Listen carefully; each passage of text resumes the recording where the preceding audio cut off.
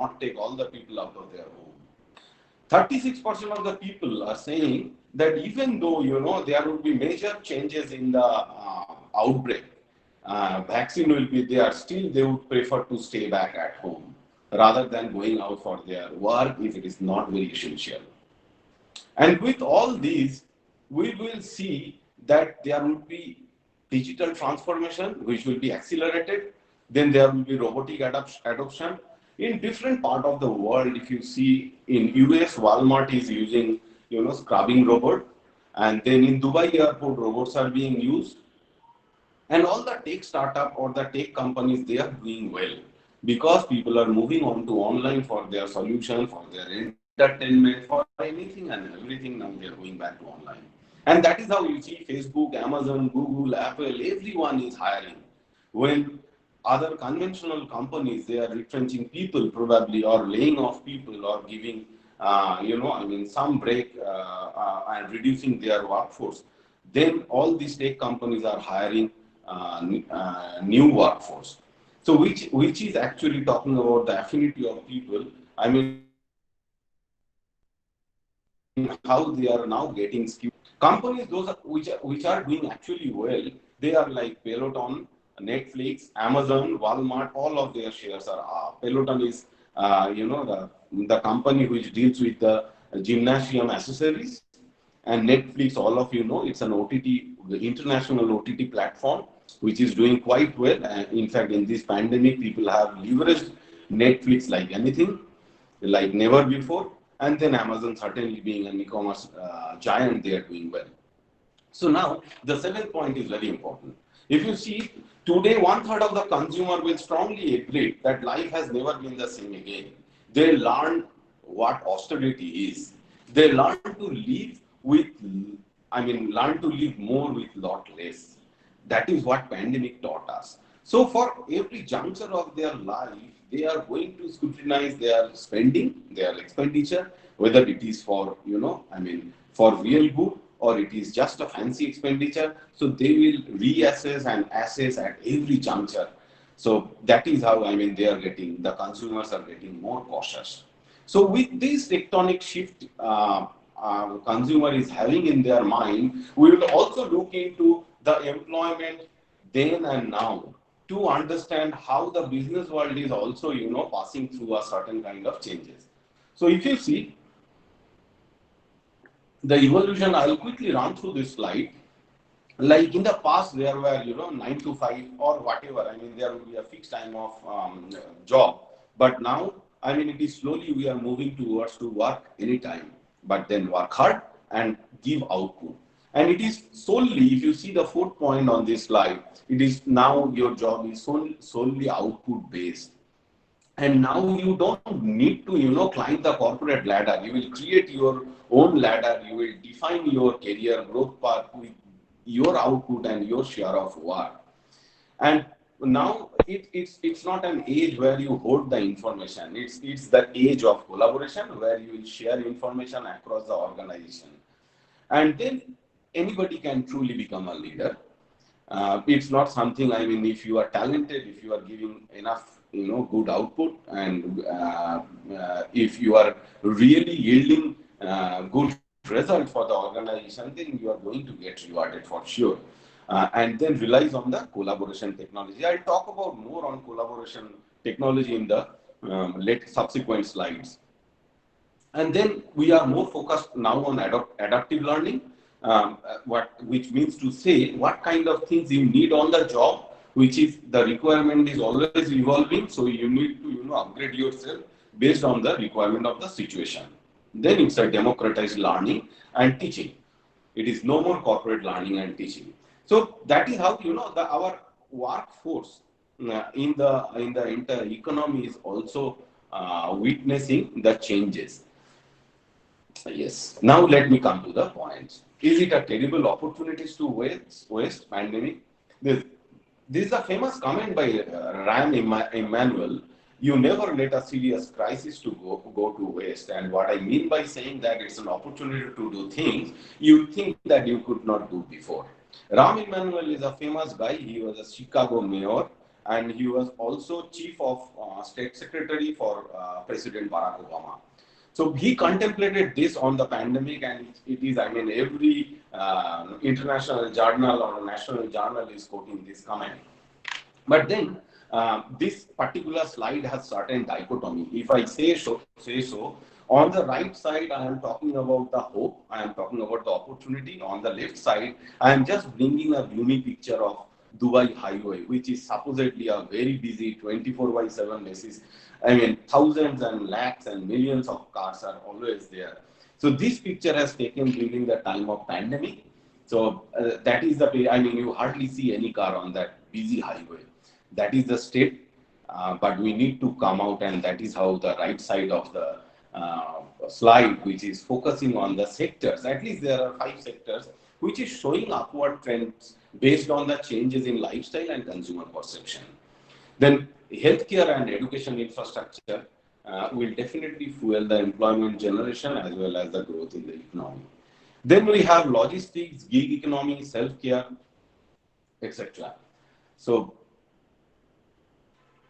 what I said, I would like to put that into a diagram, which is saying these are the, COVID will fuel all these next wave of innovation in all this sector. I mean, the first one is the edutech sector or edtech sector or education sector, which is actually now moving on to the online applications. Then healthcare, then pickup and delivery, then self-care, workspace, gig economy.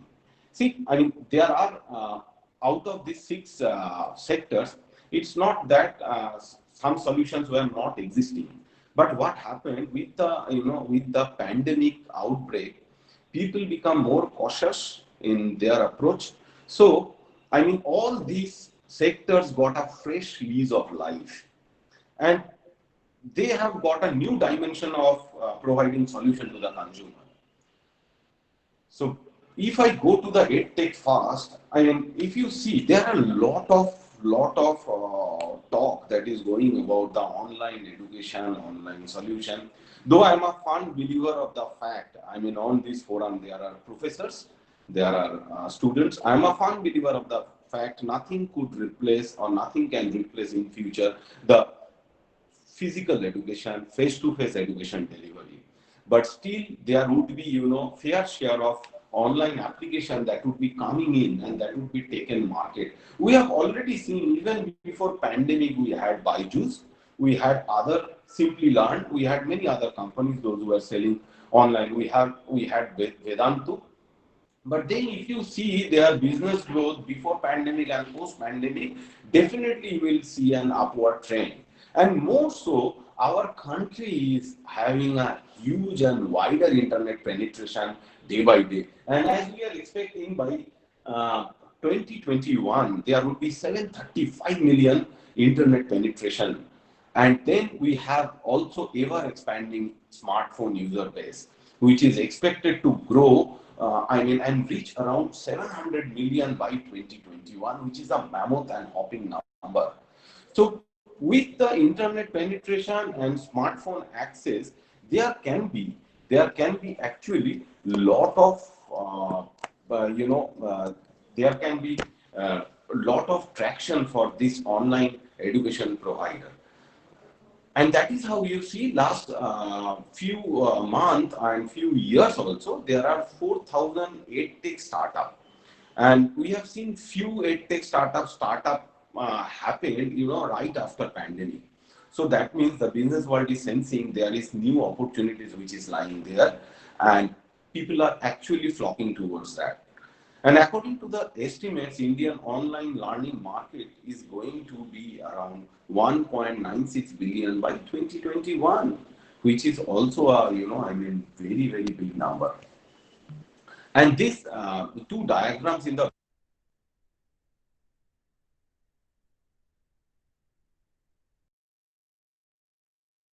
then, we have, if you see all these, I mean, where actually online education is thriving, it will give you an idea.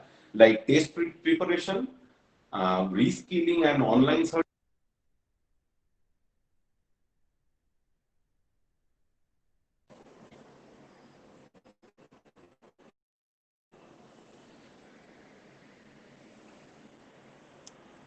Hello, am I audible?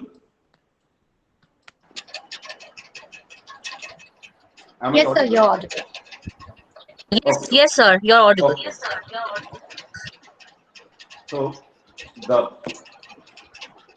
all these sectors where actually online educations are coming up, if you see the reskilling and the online certification, then language and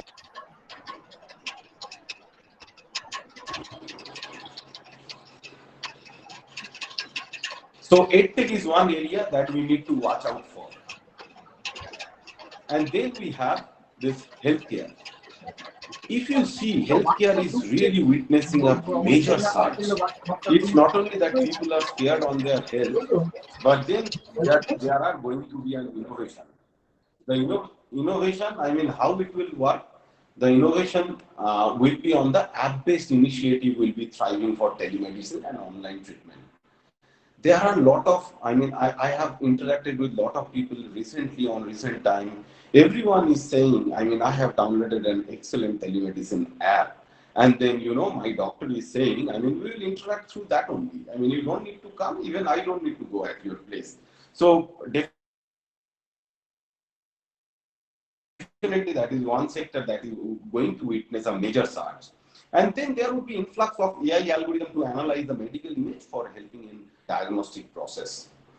There would be supplemental oxygen generator, keeping COVID-19 in mind. This is going to be another good area to focus upon, and this is going to be a game changer for sure.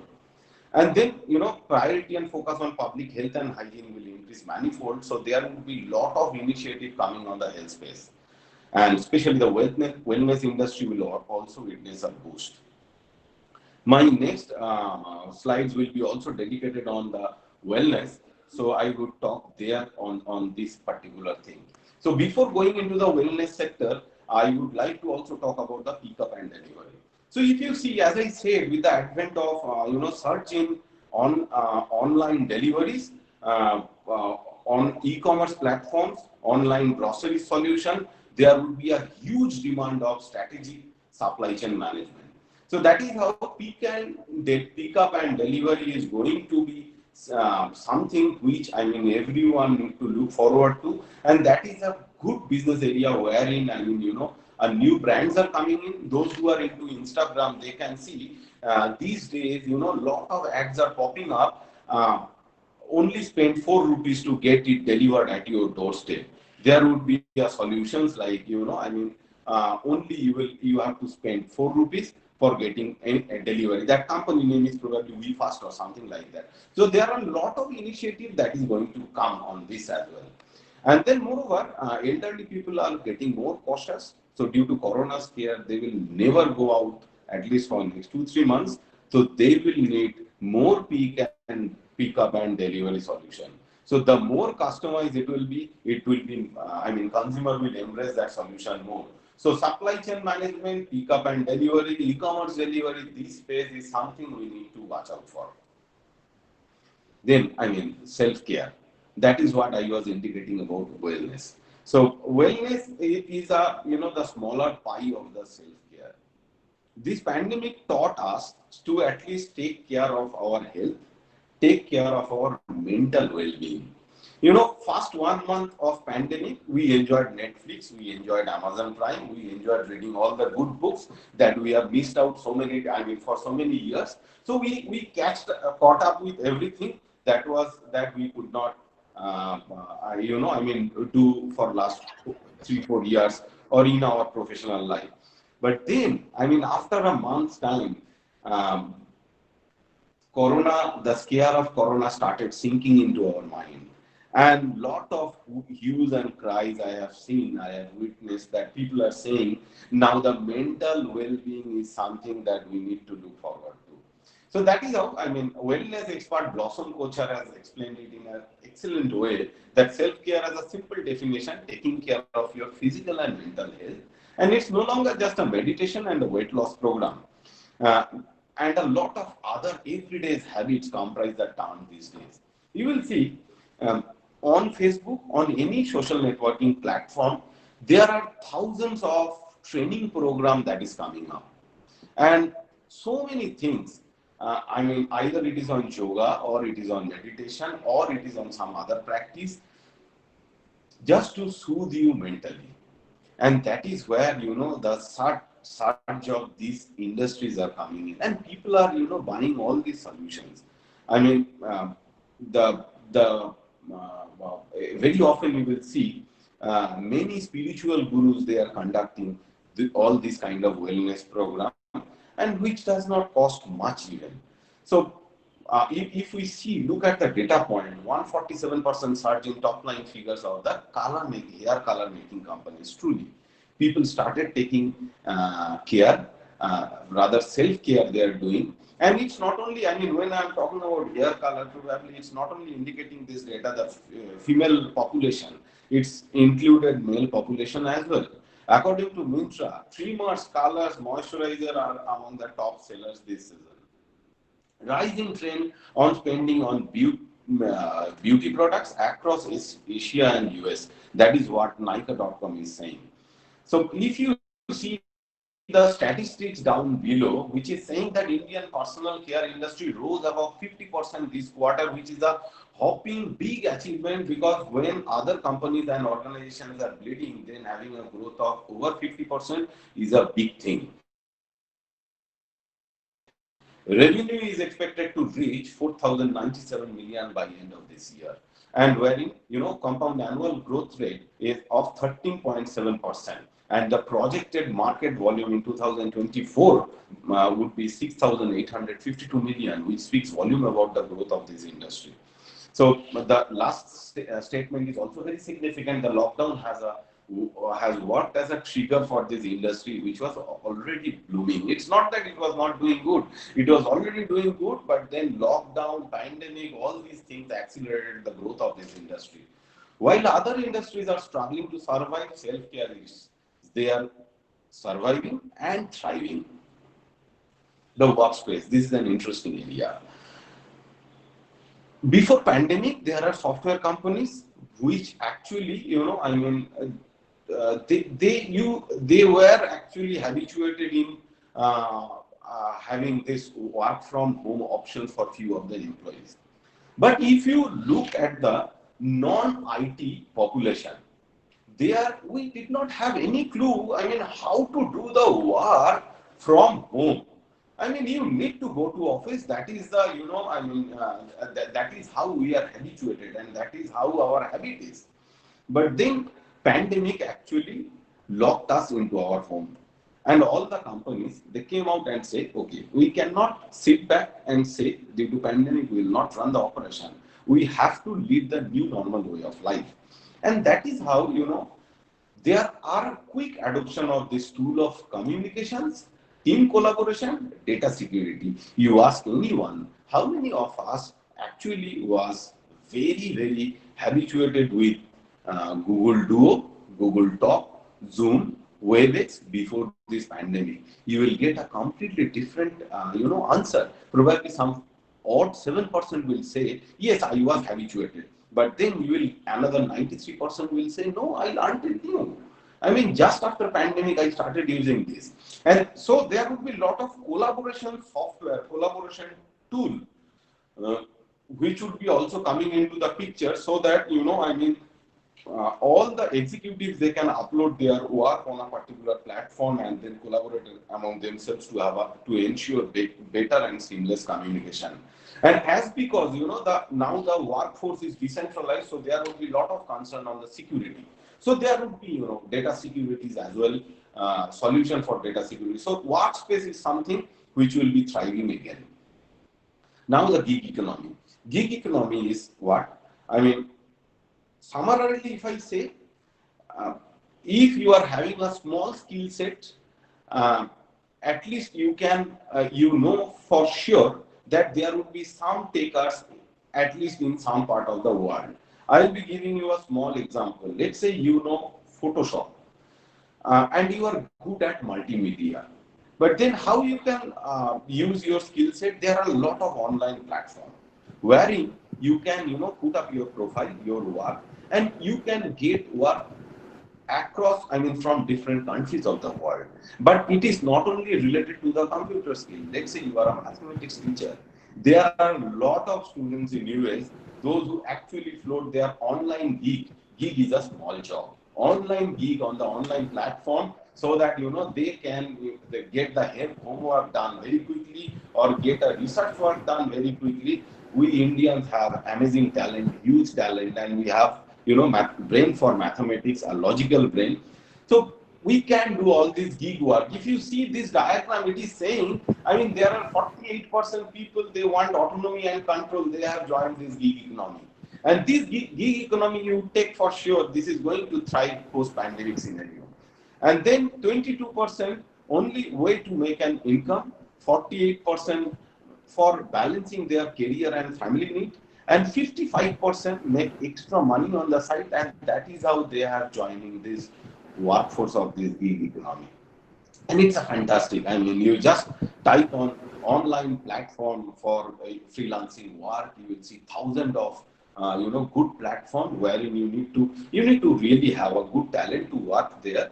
But then this is something which is thriving, and you can work in it independently and can be a part of gig economy. And while you will be part of gig economy, I will be calling you as a solopreneur. That is where the essence of these slides lies.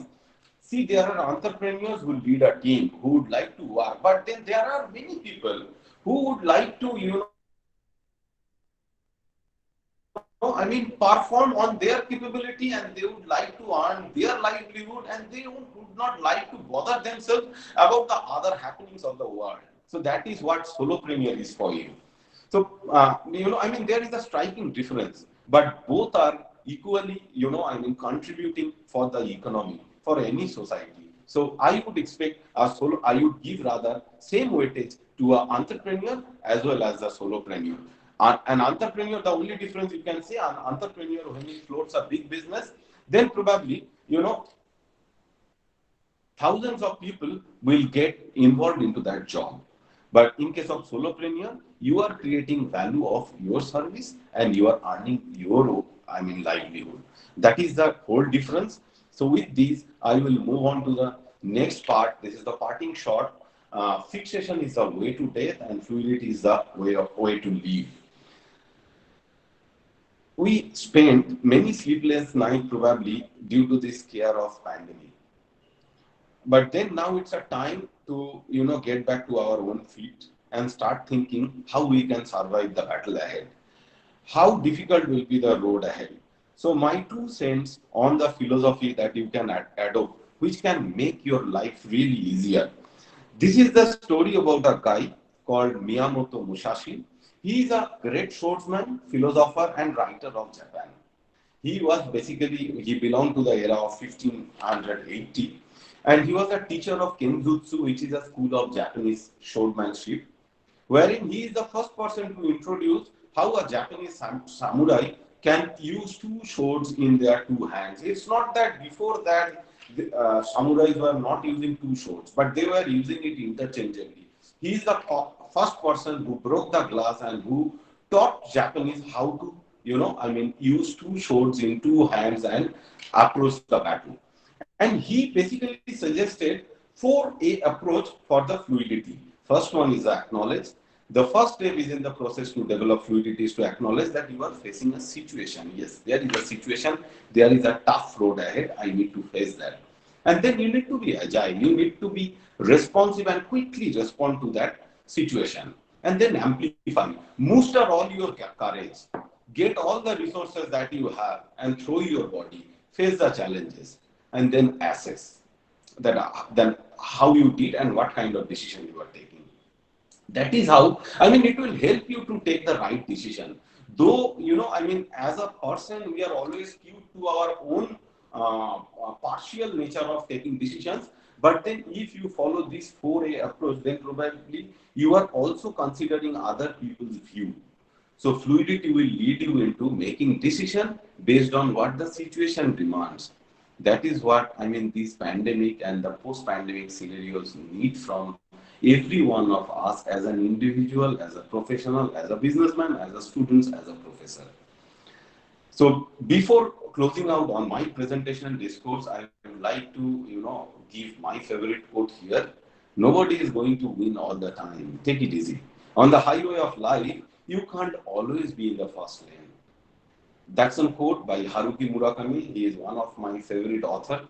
Thanks a lot. Here I am concluding my discourse. Thanks for your patient hearing. I'll be waiting till end of this presentation for having a question. If you are having any of you are having any question, I will be open to take that. With this, I will hand back this the proceedings to Shreyoshi and others in the forum.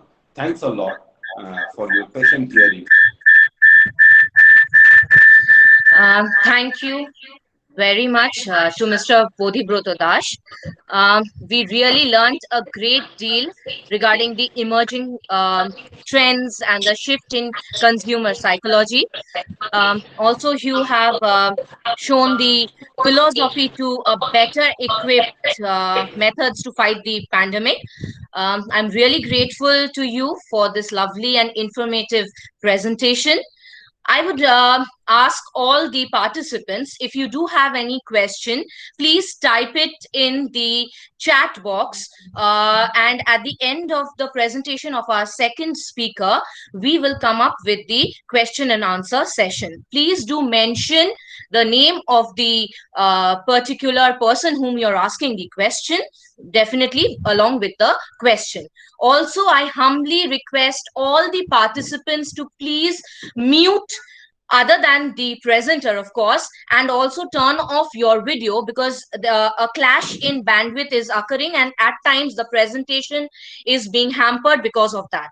Now I would ask Professor Deeparna Jana to introduce our second speaker, Mr. Protoy Chakraborty. Over to you, Deeparna.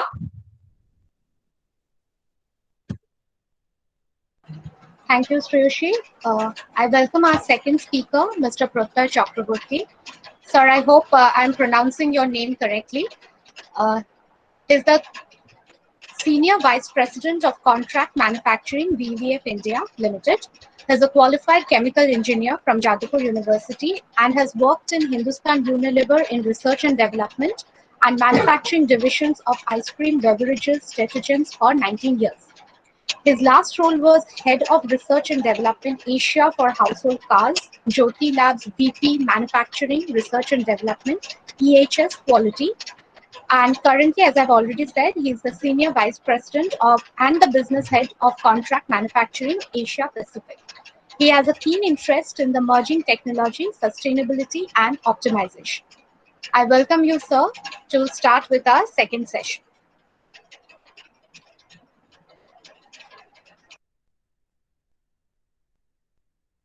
I would again ask Mr. Bodhibroto Dash to stop presenting, because the next speaker will be able to present them. Thank you, sir.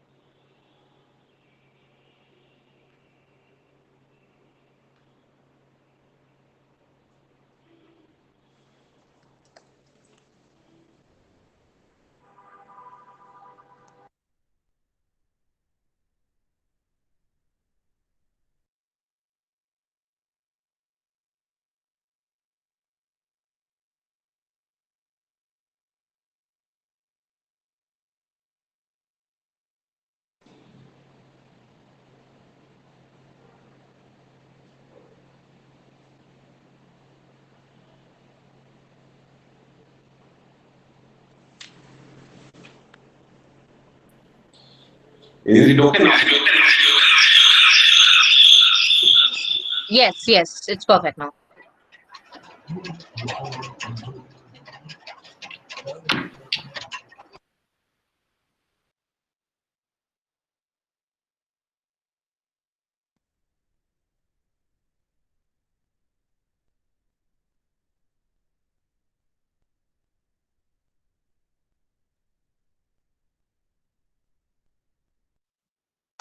Sir, you're not audible.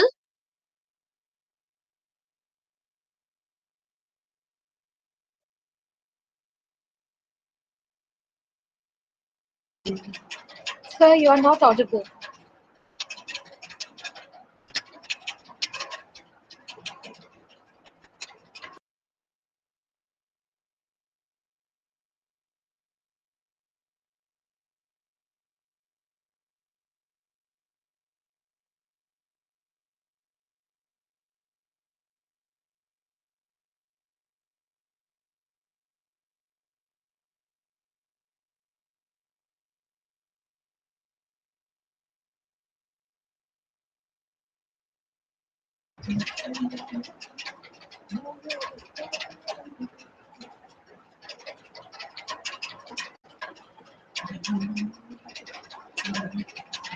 Sir, the presentation is visible, but you are not audible. Your sound is not coming.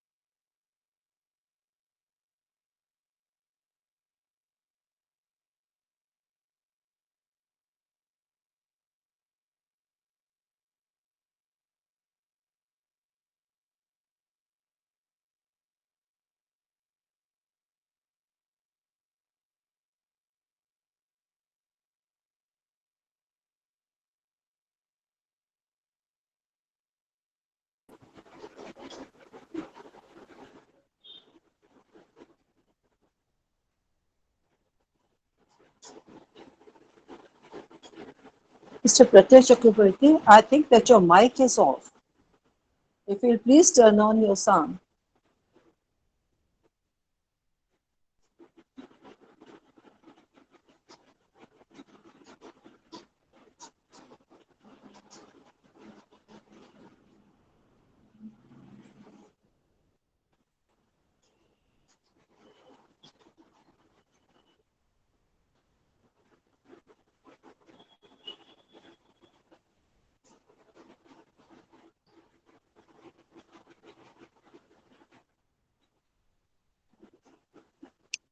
Um,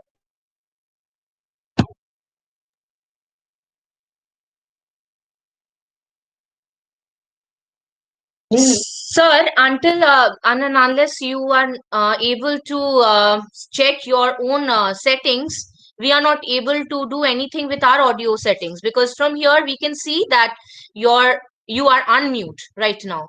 So you need to check the settings from your laptop itself. I think you can try it once again. If not possible, then we can start with the question and answer session for at least Mr. Bodhi Broto Dash. If you're available, Mr. Bodhi Broto Dash, then we can start with the question and answer session in the next 2 minutes, if Mr. Protya Chakraborty is not being able to uh, turn on the audio. Okay.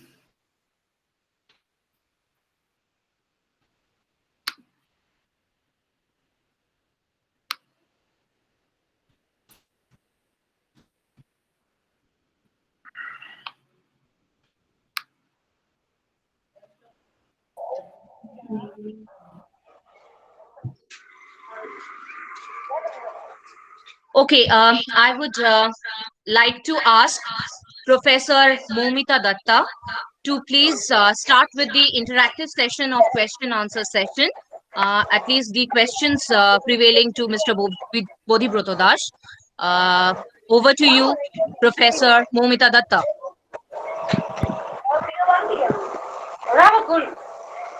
Thank you, Srivashri. Let's start with the question answer session. The first question is, sir, given the ongoing pandemic, as you rightly stated, that technology has taken over and is going to take over the education sector, do you think that this might create a long-term impact in the inequality of accessing education but by the marginalized sector? Yes, that's a very thoughtful question, I should say. Sadly, so far our country goes, I mean, there are disparity. But, you know, the technology adoption, while I am talking about that, I need to also, you know, think on the disparity on the, you know, I mean, there will be people, those who don't have internet access, those who not have access to the smartphone. But, you know, that's a pitfall of the society. I do agree with you that, you know, this advent of online education will actually create that disparity even more wider. And sadly, I mean, I don't have any panacea or solution for that. You are rightly pointed out that this online education will probably make the gap wider until and unless our country is coming up with the whole population and we are, you know, I mean, creating an equal opportunity for everyone, and we are strategizing this the access to the internet or access to the online education from the administrative level or from the, you know, I mean, rather from the top level. This problem cannot be solved, and I'm sorry to say that we have to live with this. It's a bitter pill, but then I have to say yes, that is. Okay, thank you. The next question is, sir, please say how the artificial intelligence will impact on gig workers going forward.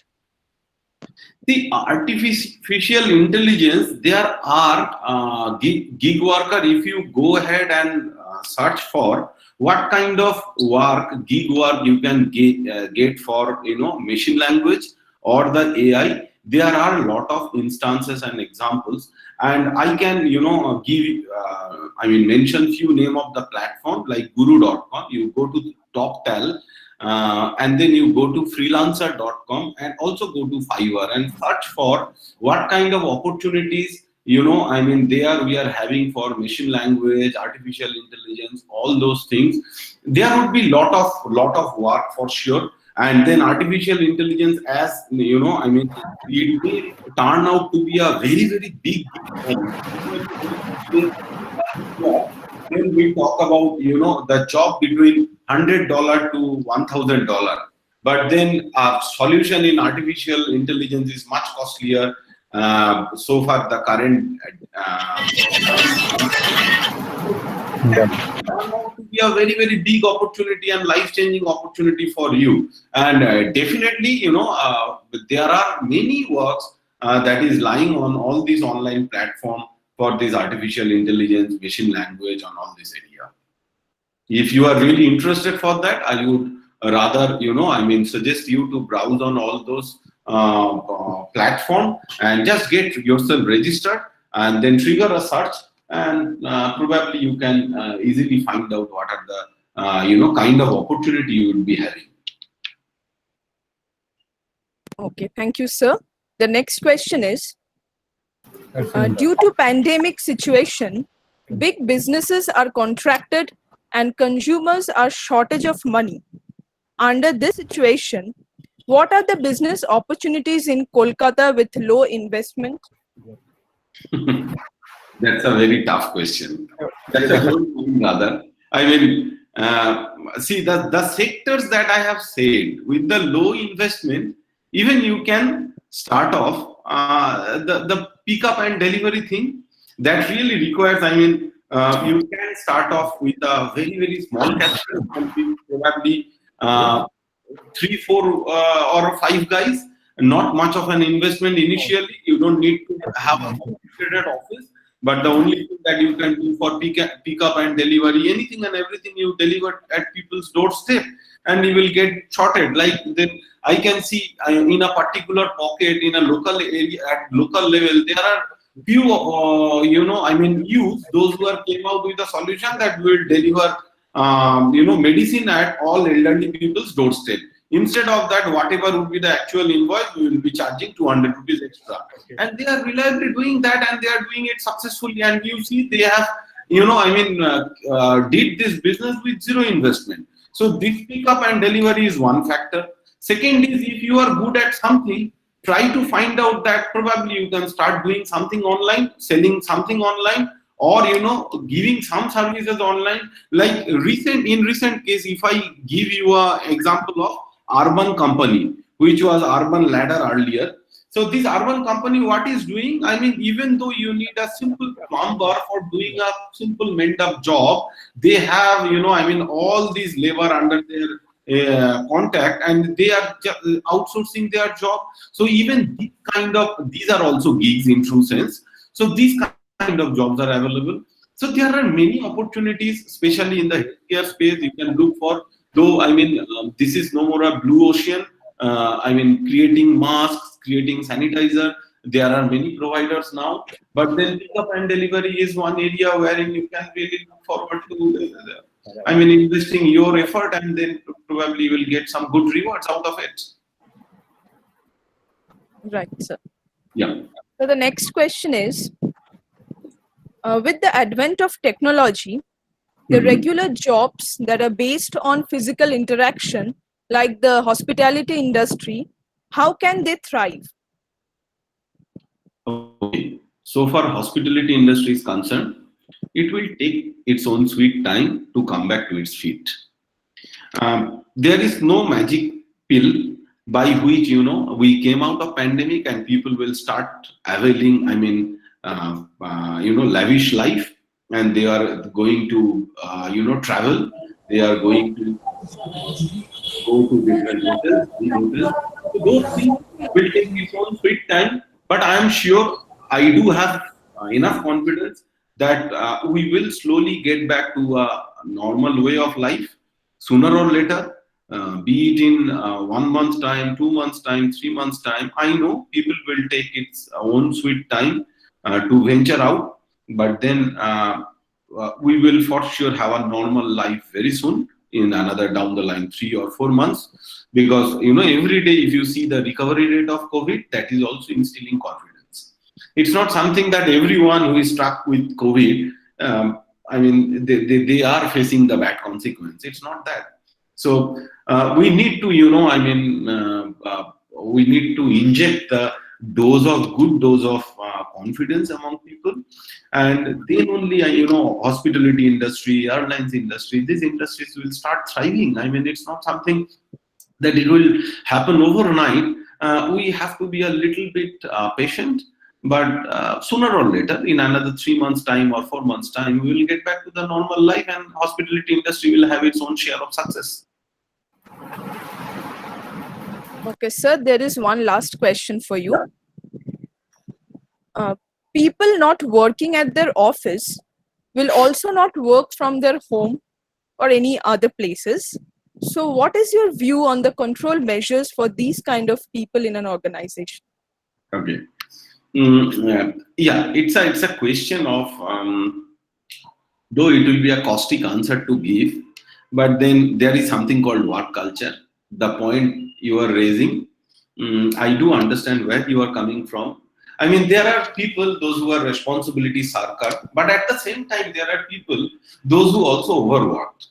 I have seen many people, those who are, I mean, even this work from home facility, they are starting to get to start at 8 o'clock from home only, and they slog till 11 o'clock. So, everyone is not on the similar plane. So there are fluctuations, there are different kind of people. But then to control these, I mean, that's a very good and technical question, why I would say. I mean, I talked about gig economy, right? In gig economy, I'll give you a small example. Suppose you are getting a work from US client, and this US client is offering you a job on hourly basis. And he agreed to pay you per hour, he will pay you $25. Now you will ask me, what is the way out? I mean, we being an Indian, we will say, okay, 1 ghante ka kaam, we did it for 4 hours and then we will overbill them. It's not that. I mean, there are definitely a clear-cut way to find out that. So what they did, all these platforms, they will send you a small software. And as because these tasks you will be doing on your laptop or all these things, this will record, the software will record all your movement, that how many minutes you are sitting idle, how many minutes you are not doing anything, how many keystrokes even you are giving, and that will actually give a clear picture to the client, and it get uploaded to on every 10 minutes to the client dashboard, and they will be able to see that whether really you are working or not. But yes, now there are other part of the question. The solution that I said, that it is, it is applicable for the work which are related to IT. But then what will happen when it is a non-IT based work? So then clearly the call needs to be taken on the basis of the output. And that is how I said that employment itself has witnessed a major surge and change, wherein we are more focused on the output. Okay, you spend 9 hours. Now in 9 hours, you should have done this much of work, this quantum of work. So if it is, then there should not be any problem. Otherwise, there should be always question of this productivity. But then, you cannot hold a stick and ask people, see, you are not going to, take out time for your frequent tea and coffee on every hour and then enjoy the work. And at the end of the day, you said, oh, I worked so hard, 8 hours a day. But practically speaking, we have a perennial habit of, going for a smoke or going for a tea the moment will come into the office. So no wonder work from home will have some of this kind of lavishness as well. So your question is right, Mr. Goel, I do appreciate, but then it's the kind of work culture we need to inculcate among the people, so that people will be energized, incentivized to give best output from wherever they are working, even from the Mars. Okay, sir, we have 2 more questions for you. Yeah, please go ahead. I would love to have them. Sir, what can be the psychological factor responsible for an increased demand for beauty products during a pandemic? Is it to divert the mind from the depressing reality? Yes, you are partly correct. Number one, as I said in my presentation, in the first 1 month, everything was hunky-dory. We were counting how many, web series we have completed on Netflix, on Amazon Prime, how many books we have read, and what kind of, old movies, old classics we have seen, all these things. But then slowly, after 1.5 months or 2 months, people started realizing they are getting crankier. They are getting irritated for every drop of a hat. And there comes this factor for wellness. Yes, definitely. This is for diverting your mind from a monotony, wherein, you just cannot stand getting locked up in a room or in a house for day after day without any external activities. And that surely have a psychological ramifications on everyone's mind. So yes, that is the one point of surge in beauty product. And the second is, I can say, people are, with the keeping current generation in mind, and people keeping people's psychology is mind, they want to decorate themselves, right? They want to look good. And that is how, the selfie culture came in. For every drop of a hat, I mean, even if we comb our hair, we just take a selfie and see how we look. And that is where, Facebook, Instagram, everyone is thriving. So it's a self-love, I should say. That from the self-love, this, surge in beauty product is originating. And that's the self-love is the epicenter. Riding on this only, people are really, all these brands are really doing this business. And definitely during the time of pandemic, it helps you to, divert your mind from all negativity, all bad news of people getting, struck down by the COVID, this, that. So it also help you to, divert your mind. So that is the, epicenter, self-love and also the diversion strategy. Those are the 2 points I should mention for this surge. Okay, sir. And the last question is, what will be the adverse impact on the retail store, brick and mortar stores, as the online buying is being galloping due to the disruption caused by COVID-19? If this trend continues, even after the post-COVID, footfalls will go down in the brick and mortar stores. Yes, I do sympathize with this. It's a tough time for brick and mortar setup. But having said this, I would not say that everyone is buying it online. If you personally ask me, I would say even during the lockdown, wherever and whenever I got the opportunity, I went to the brick and mortar store. Probably not every people will brave that storm and go into a brick and mortar store. So as I said, even the COVID vaccine is not going to be a silver bullet by which you can, bring out people out of their self-shelter. So we have to be a little bit patient. And then also, the other side of the picture is, if you go to not a standalone store, but in the market, especially the designated markets, you will see that groceries are doing well, because people have also gone into a the shopping syndrome spree, wherein they are stocking it, rather overstocking it for with an anticipation of gloomy days, etc. So I think not every one of them facing the consequences or facing the ill effect of COVID. Some of them are really doing brisk business. So probably the point you are trying to point out, it is probably the very, very small retailer and those who are not having their store placed in a strategic location, they are facing the issue.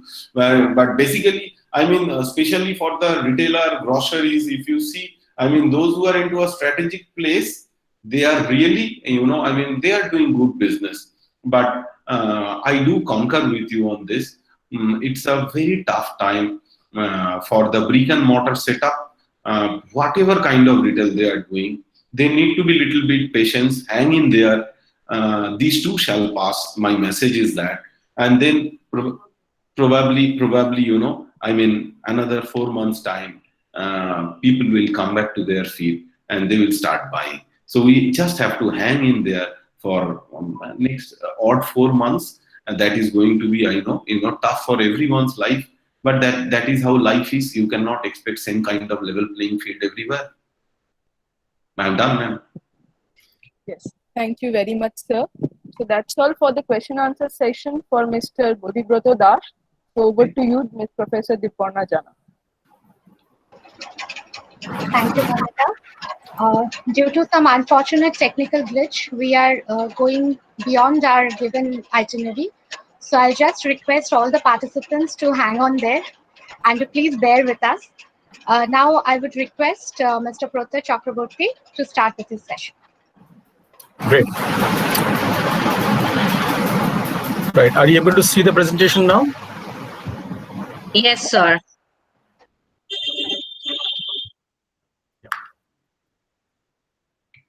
I can't see it myself.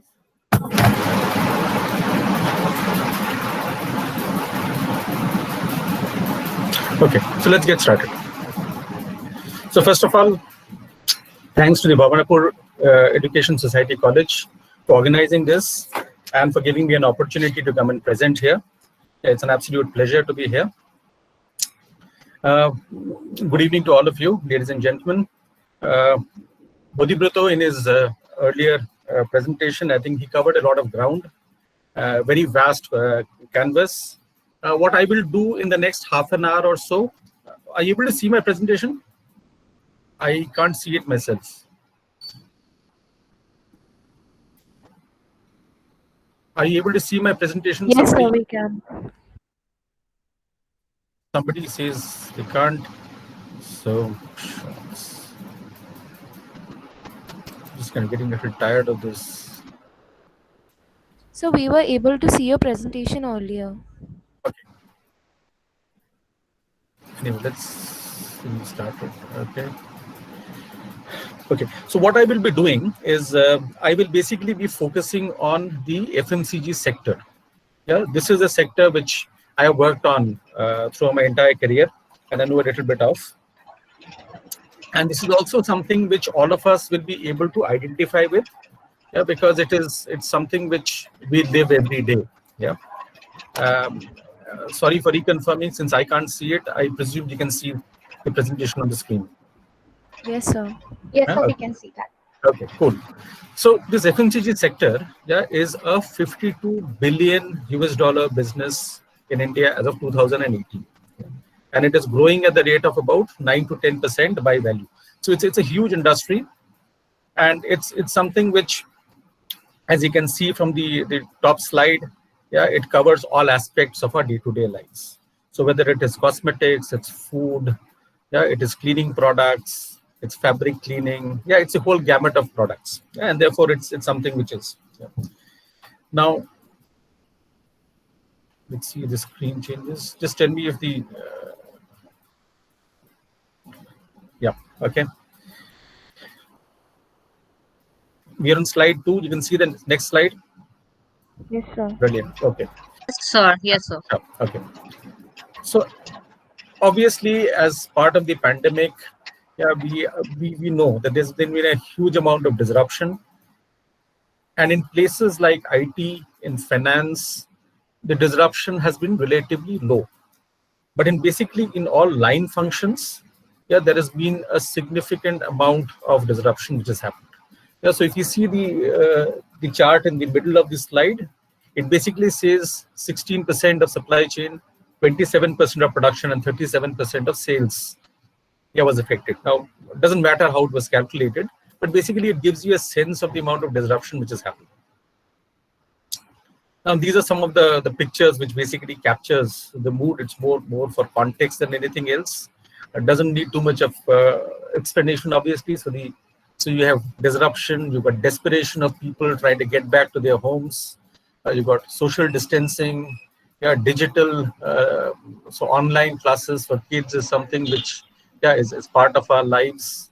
So there has been a lot of these things which have been kind of so-called negatives. But what we've also seen during this pandemic, yeah, is exceptional commitment from people. Yeah, exceptional commitment from people like doctors, nurses, police. So a lot of people have actually outdone themselves, yeah, and that's amazing. We've seen hope. Yeah, so while the numbers keep adding up in terms of the number of people who are dead, the numbers in terms of recoveries, the low fatalities also give us hope, saying that yes, while this is obviously a long way from over, but the severity of the problem, as it seemed, let's say 2-3 months back, there seems to be a little bit less as of now. Yeah. We also see, which is something which is very welcome, a lot of expressed leadership from the political class, and doesn't matter, yeah, whether you believe in Mamata Banerjee or not, or you believe in Thackeray or not. The fact is that the political leadership has shown a lot of initiative in terms of being visible, taking decisions, even when they're unpopular. Yeah, but they've been there on the forefront, yeah, showing solidarity with us, which I think has been great. The other thing, which is quite an irony, is that while we've been all going around with masks, the air outside has been the purest, yeah, that we've seen for months. And I obviously belong to Calcutta, and I've seen some pictures of Calcutta during lockdown, and it looks amazingly beautiful as a city. So yes, as Mrs. Chaturvedi was saying at the beginning of the session, yes, there are dark clouds, but there are silver linings as well. Right, let's move on to the next one. Now, during this pandemic, there are certain buzzwords, that we've come across. Social distancing being one, the other being what we call the new normal. So we keep talking about the new normal. What exactly is the new normal? Now, I've got this chart here, and I know you're commerce students, and it's kind of sacrilegious to kind of show a graph without numbers, but it doesn't really matter. So if you look at the y-axis, this is about category growth, and on the x-axis, it is time. Now, category growth, you define it whichever way you want it. So whether it's revenue, it is market share growth, it is consumption per head. Fact is that the Indian market for FMCG has been growing at an exponential rate for the past 15 years. And it is going to continue to grow at this rate, or would have continued to grow at this rate, till it reaches a certain saturation and kind of plateaus out, as it happens in all markets. But the point is, if you look at this line on the x-axis, which represents the disruption that COVID has, the question is, what happens next? Is the graph going to start plateauing out, or is it going to start moving to a completely new altitude altogether? So what we will be discussing over the next 15-20 minutes is that could the future be very different from what we anticipated it to be? What are the kind of trends which are going to be accelerated by this pandemic and our reaction to it? And even though it doesn't seem very positive at this point of time, would the future be better than the past? So that's the new normal that we're going to talk about. So the line on top is basically about saying that, look, are there longer term trends which the pandemic is going to accelerate? And the curve which is at the bottom is a more pessimistic picture, which is to say, as a result of this pandemic and the broad hit that it has given to the economy across the world, including us, is it going to start dampening the growth of our economy? Let's move on. So when we talk about a particular category, and in this case, this is the FMCG market. So before we understand how this pandemic has affected it, let us first understand this category a little bit better. Let us understand how this category functions. Now, I've used a lot of pictures in my presentation just to kind of try and squeeze as much information as we can within this 30-minute time frame. So this is a classic brand building model which we follow in FMCG. And I've taken Dove because Dove tends to be seen as something which is a little aspirational as a product. So obviously there is this element of the product, which is at the heart of the offering. But the very fact that it has got a brand on it means that it's promising something which is beyond what the run-of-the-mill product gives you. So the branding basically elevates the product with a certain level of promise. The next thing is about making the brand aspirational. And you look at this, this is basically a supermarket, and in the middle of a supermarket, you have this, what do you call it? We call this a gondola actually, where you have this beautiful display, and it doesn't talk about Dove as a soap. This is Dove as a soap, right? So they talk about Derma Spa. They talk about elevating Dove from just being a soap to being an experience for the skin. This is about making this whole thing aspirational. The next element is about kind of make it affordable to people. So you kind of bundle 3 products and give 20% off for a particular period. And you expect people to kind of come in and take the offer. And the last quadrant is about making it available everywhere. Now, if you look at, and I've done this, so when I joined Levers in 1993, we had to do a sales stint.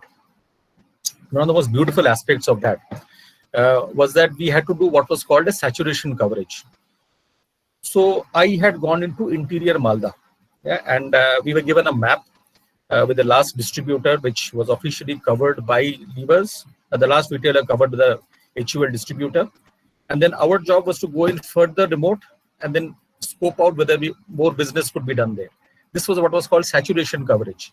And it was by expanding geographically, that people like Levers or Colgate have really been able to ensure that their products are available even in the smallest of villages. What this does is that it puts an aspirational product in the hands of all consumers. As the consumer becomes more wealthy, they start buying the more value-added product. So that's how you kind of build this entire thing around a brand. Now the fact is that the brand is essentially all that matters to this category. Okay, and people will go to enormous lengths to kind of build the aura around this brand. Now I was just reflecting, and I happen to be wearing a T-shirt which is by Tommy Hilfiger. You must have come across that brand. So Tommy Hilfiger is kind of the Dove of T-shirts, if you like, in the Indian market. Slightly premium. I just happen to have one. Now, Tommy Hilfiger is an American brand. And I happen to read one of his quotes where he said that, okay, so let me go one step back. So if you look at Tommy Hilfiger as a brand in America, it has a very high level of penetration with African Americans. It just happened. So they've done a survey and they figured out that it was extremely popular with African Americans. And I read a quote by Tommy Hilfiger reacting to that survey. He said that if I knew that so many African Americans would be buying my T-shirts, I would not have made them so beautiful. Now, this is at one level, this is grossly racist. This is like Donald Trump's younger brother.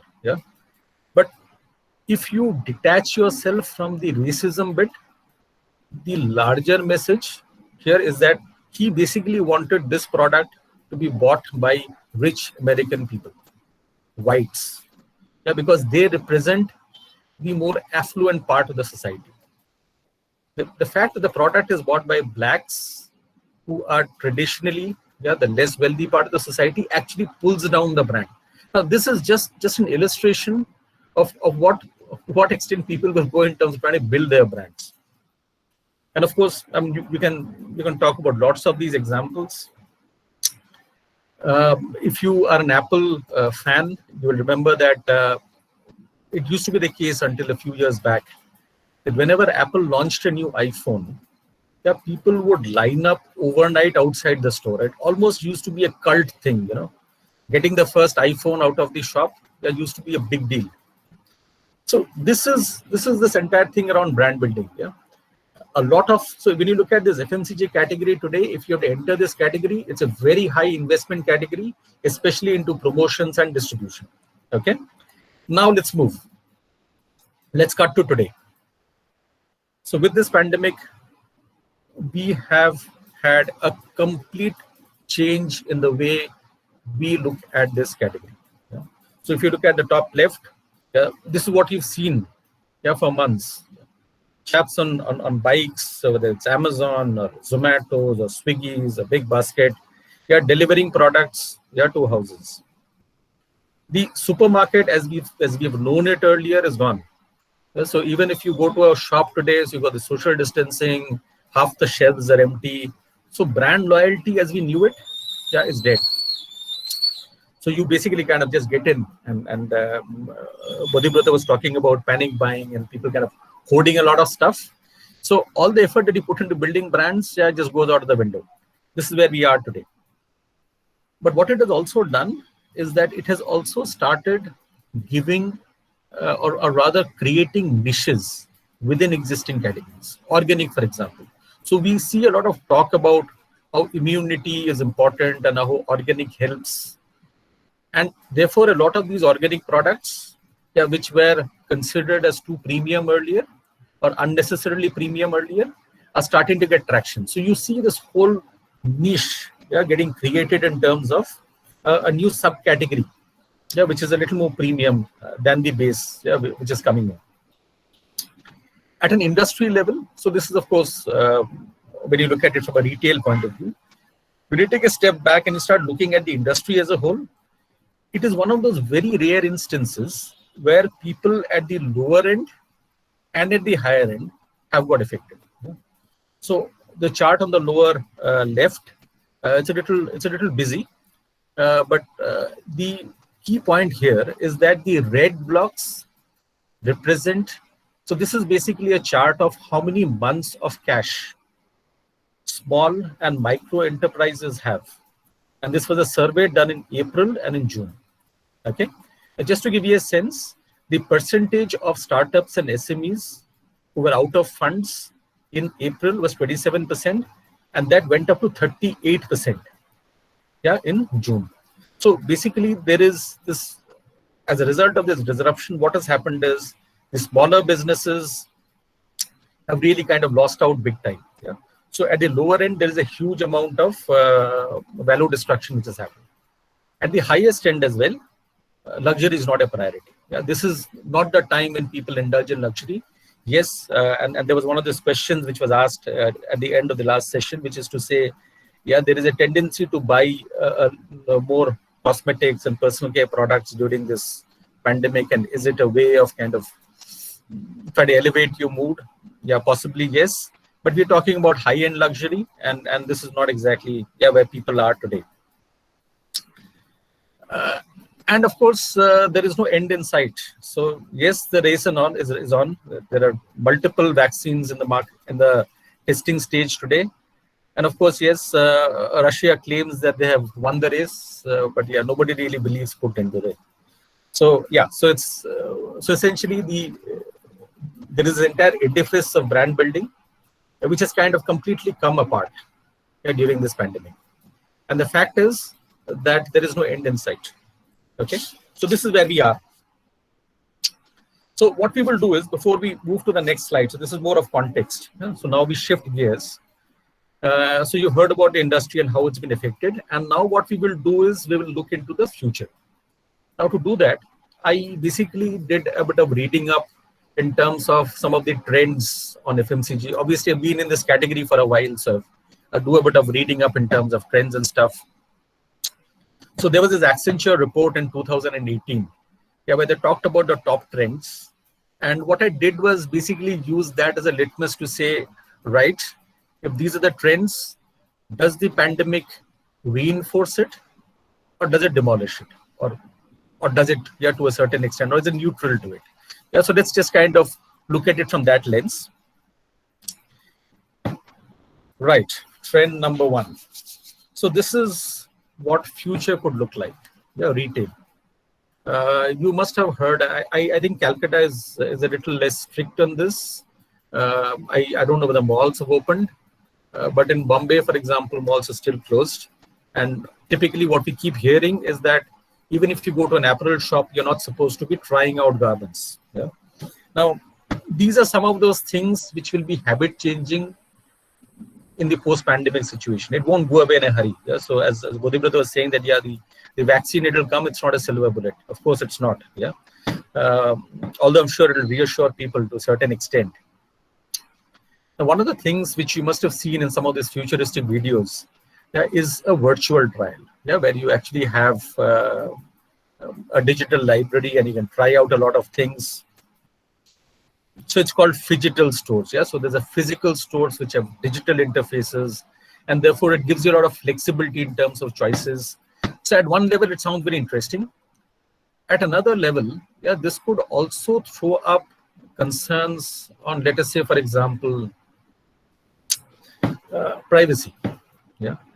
I am not very sure whether I would like to get my picture clicked and then stored somewhere, and that being used for trying out different cloth options. Somehow not particularly comfortable. But this, in some form or the other, is likely to come. So similarly, when you go retail shopping, and this happens very often when you try out shoes, is that very often we find something which is nearly there. So it's just that maybe the color is not right, or if everything is right, sometimes you don't get the right size. What could happen in future is that mass customization could become the norm. So you could actually pick a design, pick a set of colors, and you could get the shoe made to that size, to that color. Is this possible today? The answer is yes. So I'm sure you guys are all techno savvy. 3D printing is possible today, so this is doable. Is it doable at scale? Yeah, the answer is no. But that's what the future is. Yeah, so you never know whether some of these technologies will really kind of scale up, and therefore the overall experience of retail, as we know it, could completely change. So the stores will then not become just be places where you store inventory, but it's about a place where you get the overall experience, and that's how this entire thing is or could kind of really unravel over a period of time, right? Another sector, yeah. How would food look like? There is this quote which says that if the mountain doesn't go to Muhammad, then Muhammad will go to the mountain, right? So today, restaurants are out of bounds. You can't go to a restaurant. But can you get the restaurant into your home? And one of the things which we have seen, and I'm sure you would have noticed it as well, is that a lot of gourmet foods, a lot of specialty foods are now available on order. Yeah, so if you look at this Wingreen range of sauces, I could virtually make a sub as good as the one that I make in the shop if I have a range of these sauces. If you look at the picture on the left, this is niche foods, this is the vegan range. So a lot of these products which used to be specialty foods, which you would go to a restaurant to specifically have, is now available on order. And obviously a whole lot of cookery shows which tell you how to kind of bake them. Yeah. And there is also this trend in terms of saying that, look, there are parts of the job which you find drudgery. If you remove that part of it, then suddenly cooking becomes more interesting.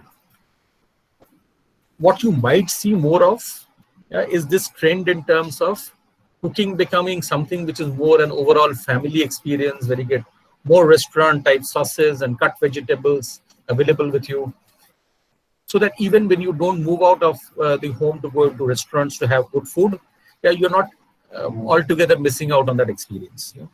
Obviously, it'll get complemented by food delivery once in a while. So I'm not saying that it won't happen, but in terms of the trend, you would basically start seeing more of these specialty foods being available on tap. Personal care is another market which is going to completely change. Now, I am a bit of a dinosaur in this. I am not really somebody who, obviously I'm not into personal care at all, but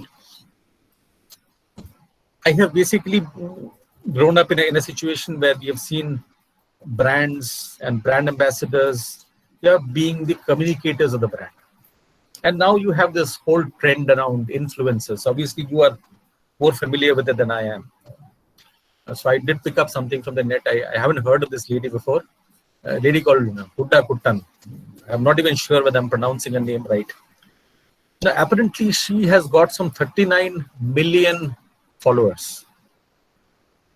And people follow her in terms of her styles, in terms of what she endorses, and all of that stuff.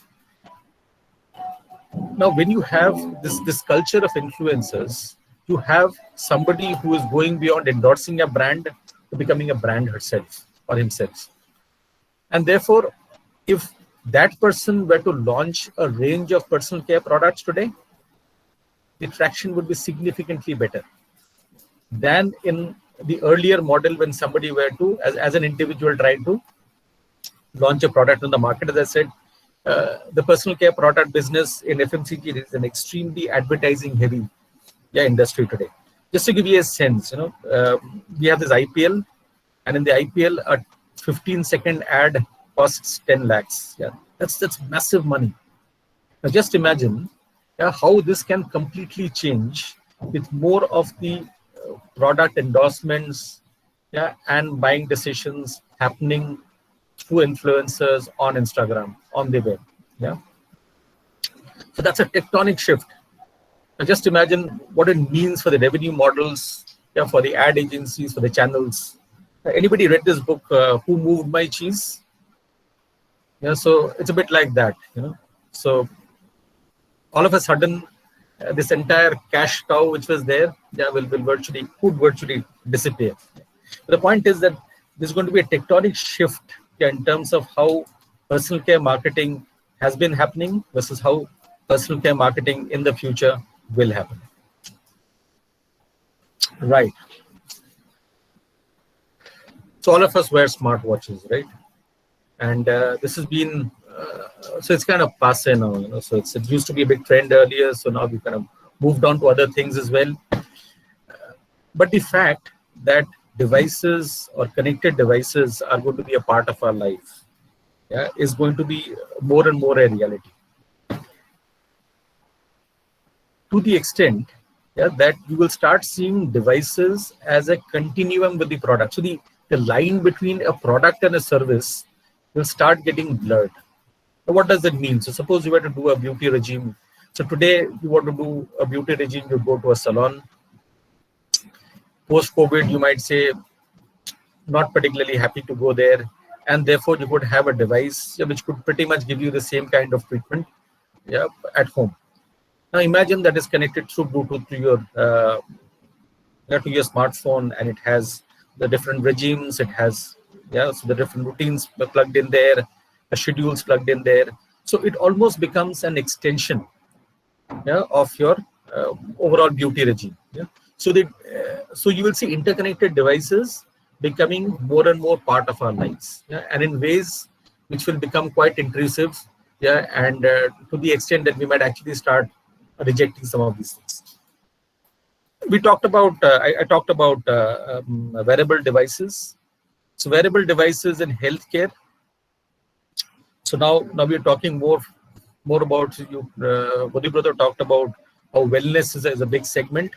Yeah, obviously it is. So people are moving beyond just taking care of diseases to staying better, and obviously as life expectancy increases, wellness is a big industry. But fact of life is that the same data which is giving you some information about your wellness is also possibly a data which maybe an insurance company, yeah, would also be looking at, yeah, to figure out whether a person X who's got diabetes or hypertension, yeah, are his vitals improving, what is the level of risk, yeah, and therefore. So the point is that there are these trends, yeah, which are kind of going to be part of our lives. Yes, there's an element where there's a convenience, but there are also elements to it, yeah, which are probably not so visible, but do have implications beyond what we currently understand or realize. Yeah. But yes, connected devices will be the future. Yeah. Now all that, and this brings me to the last slide as such, yeah, which is to say that, look, if you have to have a complete change, yeah, in the way the industry packages, produces, yeah, material, then the entire factory structure itself has got to change. So today, for example, when you buy something on Amazon, yeah, so you can track it from the point where it's been dispatched, yeah, from the Amazon distribution center or the shop where it is, whatever it is. Yeah, so you can track it from the last point where it's been dispatched. In future, and this is called supply chain 4.0, that's a huge topic by itself. But suffice to say that this is, it'll completely transform beyond recognition the existing supply chain as we know it, yeah, which goes from predicting demand to automatically raising purchase orders, to having robotics run factories, yeah, to having automated warehouses, to have drones, yeah, which will basically deliver to your homes. All of that in one seamless loop. Now, if that sounds a little futuristic and a bit like science fiction, just remember 15 years back, this is what Dell did, yeah, to laptops. Yeah, not at this scale, yeah, but you could virtually personalize your laptop and then you could track it at every stage, to the point that it actually got delivered to you. So in a manner of speaking, when you look back, yeah, and I'll just take one example. So if you look at, for example, I used to work in ice creams, and next to our ice cream factory was a ketchup factory, yeah, and we used to make Kisan sauce. So Kisan sauce was 2 variants, millions of liters, and that requires a kind of factory, a kind of operating culture, yeah, a kind of system in terms of controls, yeah, where scale basically determines efficiency and costs. Now, if you cut to chase and talk about, let us say, the example that I gave you about the Wingreen sauces, yeah, which are 6 different sauces, very different recipes, much smaller volumes, and it will be required in bundles of 6 across the country. The way you would manufacture is going to be completely different. Yeah? I don't want to get into a discussion on manufacturing. I come from a manufacturing background, so I can kind of go on hours and hours on this. But suffice to say, yeah, this is what it will look like, right? So before we end, what have we talked about? So we said that, look, this is a huge business. Yeah, this was 2 years back a $52 billion business growing at 9 to 10% volume annually. Yes, this COVID is a bit of a blip, but yeah, it'll kind of regain its momentum. There was a certain set of rules which was governing this category, yeah, which was about a conventional way in which you did brand building, which was more about product, price, promotion, distribution. And then this pandemic comes and kind of disrupts this happy equilibrium, if you like. Yeah.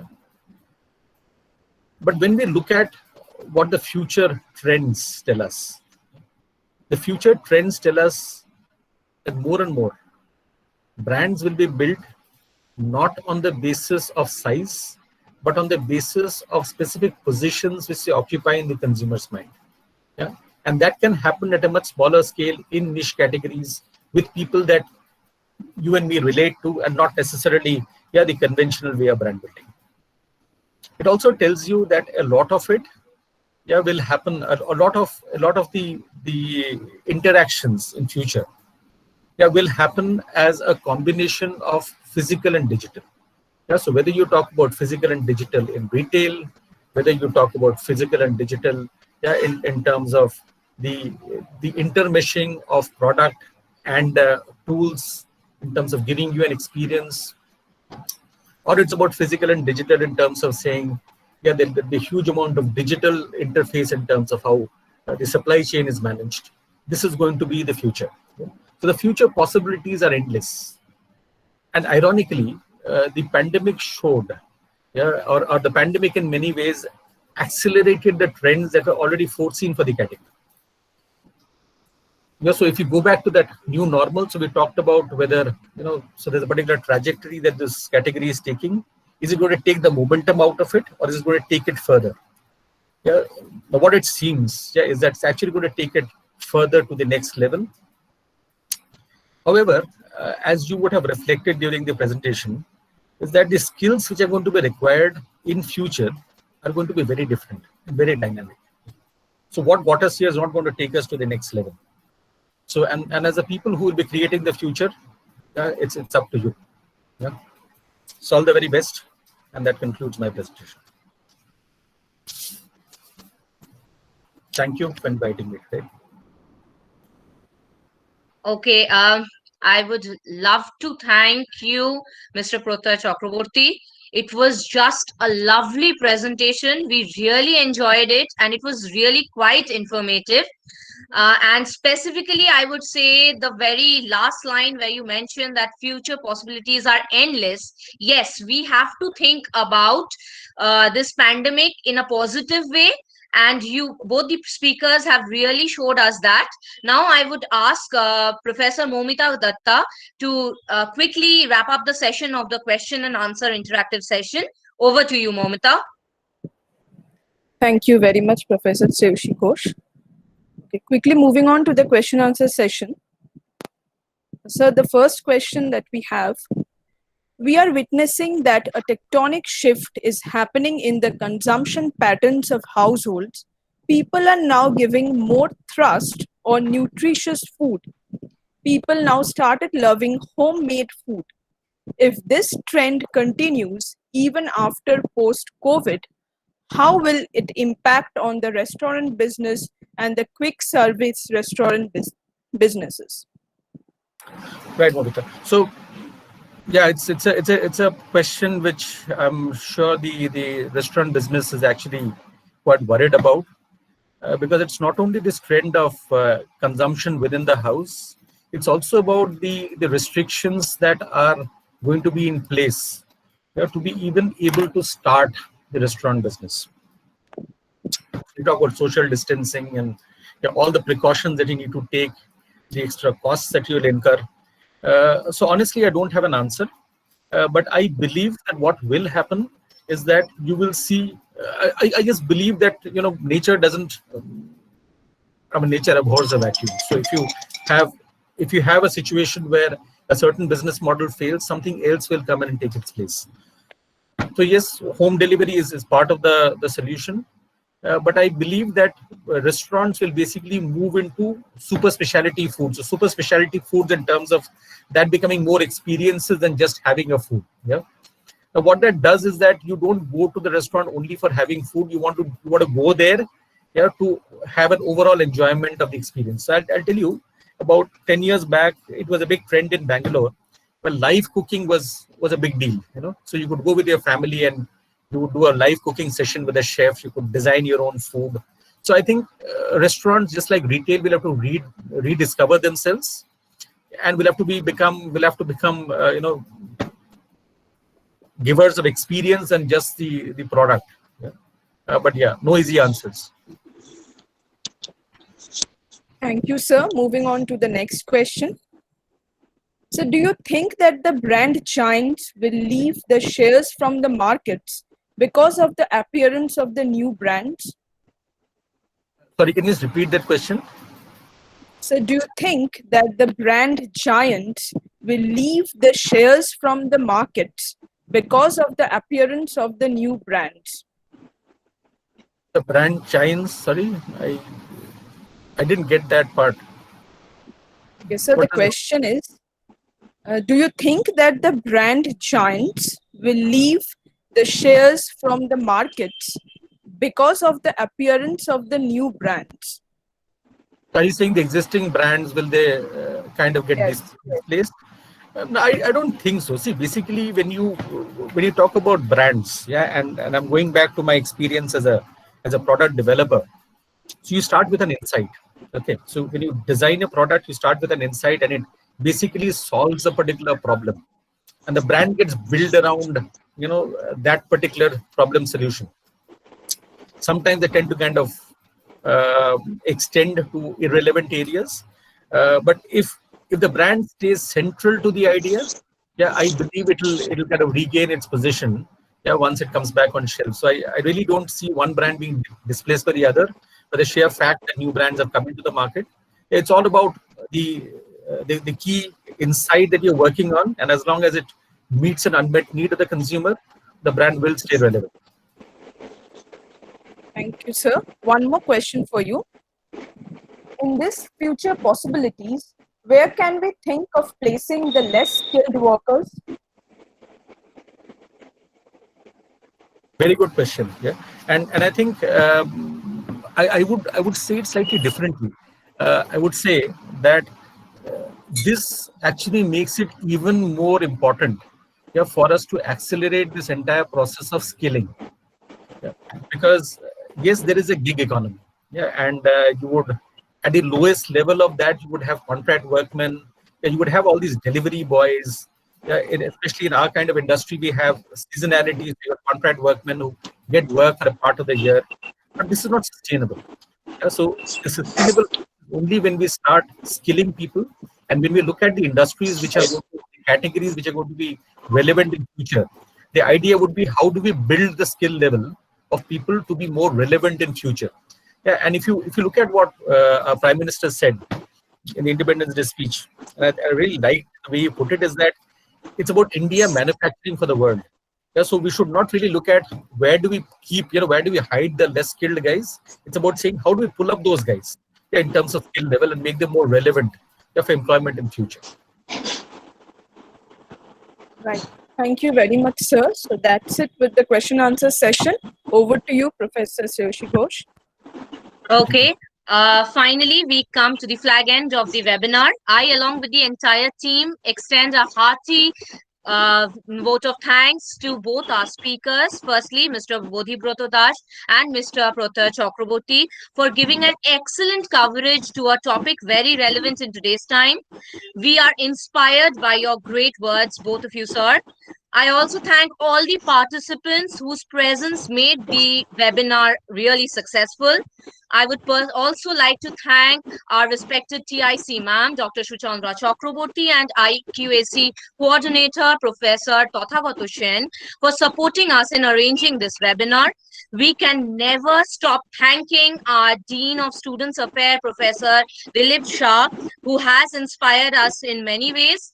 I would also like to thank our HOD Commerce, Professor Shoshku Chakraborty, and our Morning Commerce Coordinator, Professor Minakshi Chaturvedi. Last but not the least, our team members, Professor Deeparna Jana, Professor Momita Datta, and definitely Professor Anamika Pal, without whom the webinar would not have been possible. The feedback form is available in the chat box. Please, all the participants are requested to fill up the feedback form carefully so that you can receive the e-certificate within 7 days, working days. I again request all of you, please find the feedback form given in the chat box. All of you are required to fill up the feedback form for successful recipient of the e-certificate. I hope all of you have received the feedback form. I ask all the delegates and participants your permission to call it a day. Thanks, Shreyashi. It was a pleasure. Thank you.